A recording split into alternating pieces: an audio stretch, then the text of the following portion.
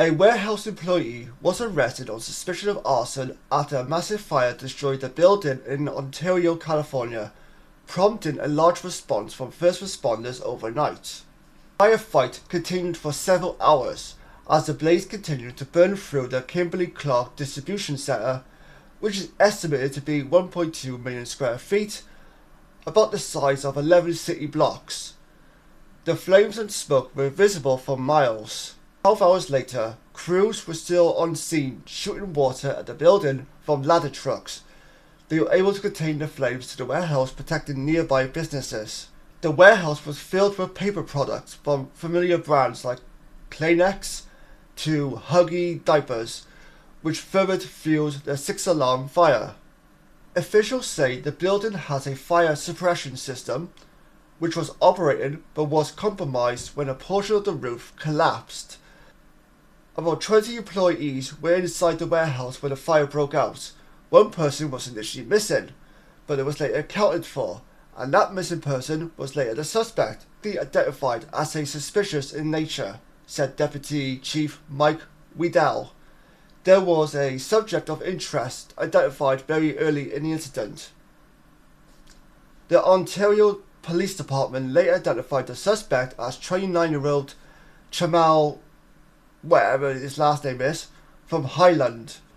Authorities initially believed he was a Kimberly-Clark employee, but later clarified that he's actually an employee of NFI Industries, a third-party distributor of Kimberly-Clark. Officials said it is not known at this time if he was actively on duty working when the fire began, but he was present at the warehouse.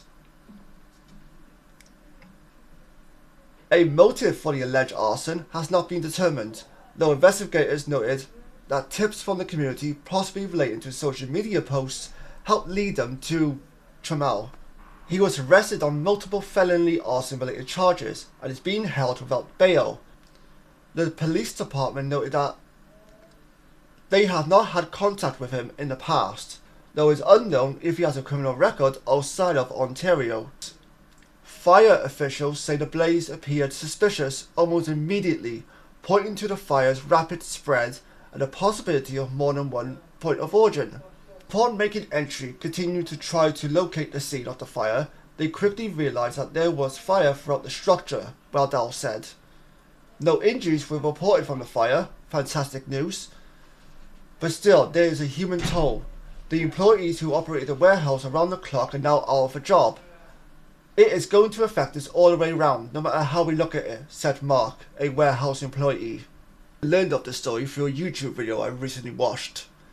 And in that video, the YouTuber basically explained that the guy, the suspect, Trammell, recorded the whole thing on his phone, posted it to Instagram while talking in the video.